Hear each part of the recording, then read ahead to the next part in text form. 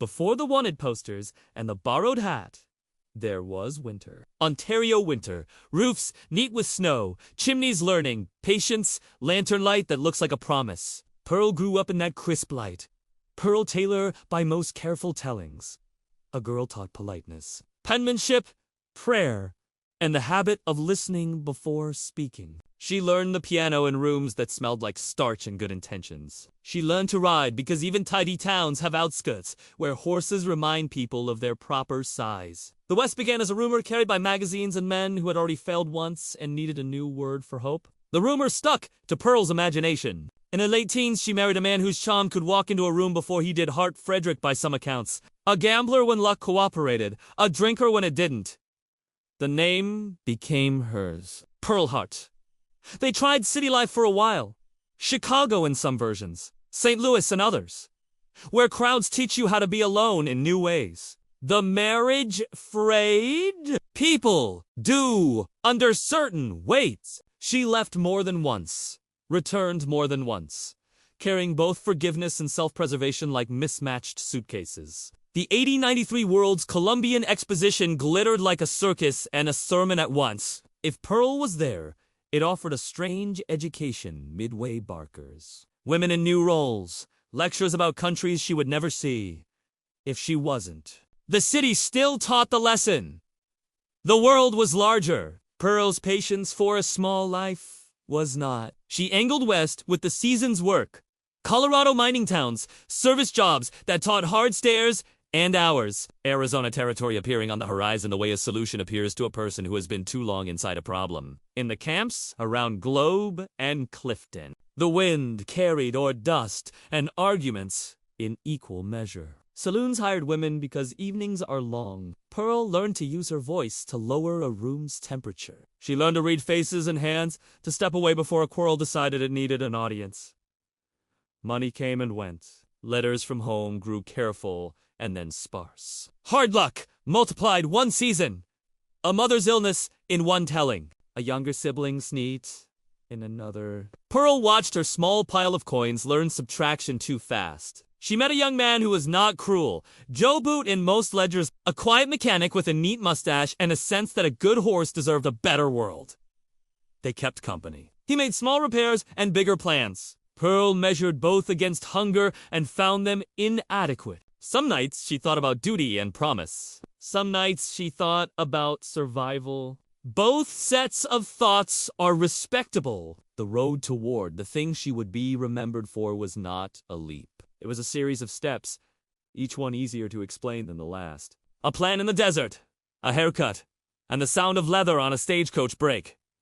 Sparsely timbered hills, a road between Globe and the mines. Two riders whose courage was mostly a disguise for worry. Arizona light doesn't flatter. It is honest. It shows you where you stand and asks if that is where you mean to be. Pearl looked around the boarding house, counted coins, counted meals left, counted the number of times a woman has dignity can be negotiated before it becomes something else entirely. She told Joe a plan that sounded at first like a joke and then like a dare neither wanted to refuse. A stage ran the road out of Globe, abbreviating rough country for passengers who preferred to ride with dust only on their boots and not in their bones. Pearl cut her hair short, practical before symbolic, put on men's clothes that didn't fit, but didn't argue either, slid a revolver into a place it could be useful, and worked on a face she hoped would read as confident from a distance, till saddled up quietly because some men understand when silence is the better kind of loyalty.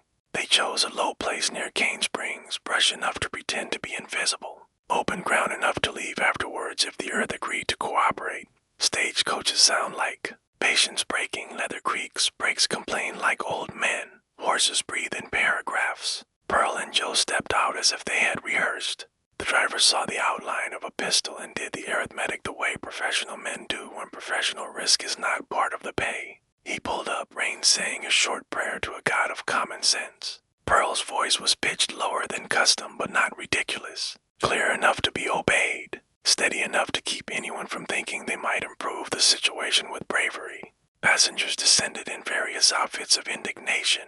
Pearl asked for their valuables like a clerk collecting dues everyone had forgotten they owed. Then she did the thing that locks her into a certain kind of memory. She returned $1 to each for meals on the road, she said, not a flourish. Just a choice that let fear become a story people could tell without shame later. The mailbag was gathered because even desperate plans know the value of a complete job.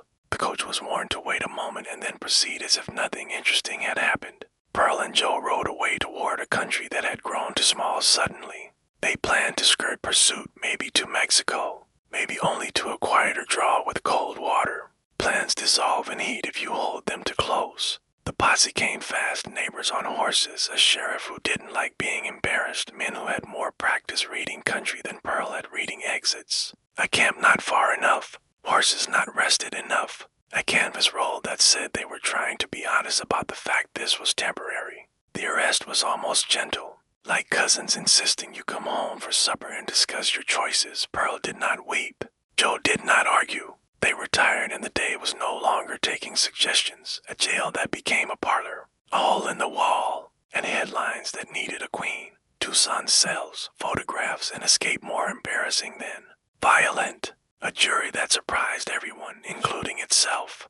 Territorial justice has routines. Pearl was fed into them the way flour disappears into dough. Tucson's jail did not expect to host a celebrity, but newspapers made her one, the Lady Bandit. Bandit Queen labels that sell papers easier than they fit people. Photographers arrived with cameras that performed solemnities. Pearl posed because it cost her nothing and might cost the world its laziness about who can be what. She received visitors. She answered questions politely. She behaved as if court were simply another parlor with different furniture. Then came the escape. A hole worked where a hole ought not to have been, night accommodating, clothes borrowed. Perhaps I had tipped to luck. She was out for a short while only, which is long enough to make jailers blush and readers applaud. Recaptured, she faced trial. Charges aligned like 10 soldiers, robbery of the coach, interference with the mail, possession of things that belonged to other people. The first jury acquitted her of the principal. Charged, perhaps charmed, perhaps unconvinced by the state's neatness, perhaps briefly free of the habit of punishing quickly what they did not often see. The judge is said to have grumbled something unjudicial in frustration.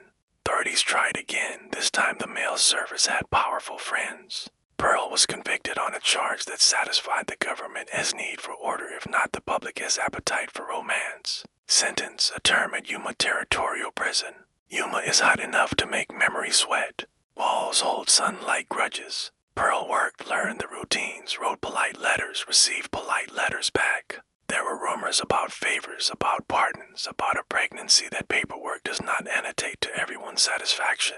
Like many rumors, they say more about the town telling them than the woman they claim to describe. She was paroled early. 1902, and most ledgers are released signed by men who needed space in cells and peace in their work days. Pearl stepped back into sunlight that felt both ordinary and exaggerated after bars. Vaudeville turns, new names, and a life that chose corners over headlines, a small stage. A speech about regret, then towns where no one had a camera. Freedom invites decisions. Pearl tried public first, a stage turn called the Arizona Bandit. Poster letters tall, claims shorter than gossip would have liked. She told her story with a practiced blush and a practiced spine. Audiences clapped politely and then returned to the business of being a new century. Public novelty wears fast. She sought quieter rooms. Different towns offer different kinds of mercy. Kansas City in one set of tellings, Arizona back roads in another. A marriage under a different name according to some, a widow's independent competence according to others. She used aliases the way a seamstress uses thread, not to deceive, but to keep the fabric from unraveling in places no one needed to see.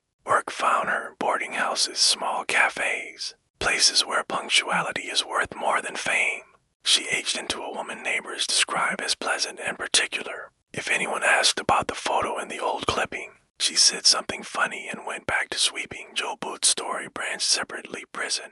Rumor of escape in some accounts. Vanishing into a West that makes room for people who ask it kindly. Pearl's later address changed when necessary and stayed put when it could. Census takers wrote versions of her name in neat cursive. She let them choose the spelling. Some records place her death mid-century 1950s, far from headlines, close to a kitchen. Other versions claim earlier. Elsewhere, the certainty is this: she declined to be a legend except for that one day. And then she preferred being a person, what we keep of a lady bandit, and the hand off to a marksman who wasn't one by accident, kindness in a robbery, politeness in defiance. Then Annie Oakley, a different kind of famous, teaching the country how skill and gentleness can share a stage. What does Pearl leave us in this long, sleepy anthology of Western lives? First, that hunger writes fast and dignity writes slow, and that sometimes the page they share is a stagecoach road on a hot day. Second, that a person can be both culprit and caretaker in the same hour, asking for purses with a gun in hand and then returning coins so travelers might eat. Manners are not morality, but they shape memory, and memory is the only court that never adjourns. Third, that courthouses manage facts and newspapers manage appetite. Pearl stepped through both with an expression that seemed to say, I see what you are doing. I will not make your job easier or harder than it already is. In bedtime tone, we also keep mercy for the younger self who made hard choices with narrow options. We do not excuse.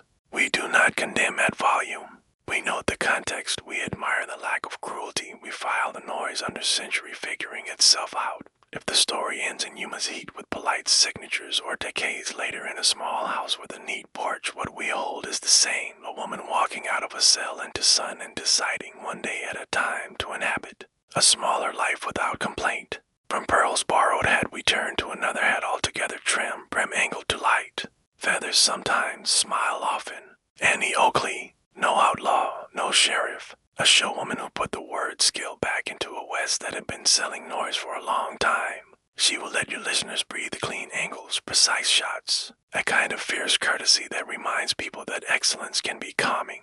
We will tell her next 5 parts chronologically enough to be fair, softly enough to sleep, so your long video carries the audience from a dusty road, with a rattled coach to a quiet arena, where a glass ball shatters on cue and the crowd sighs, impressed and grateful.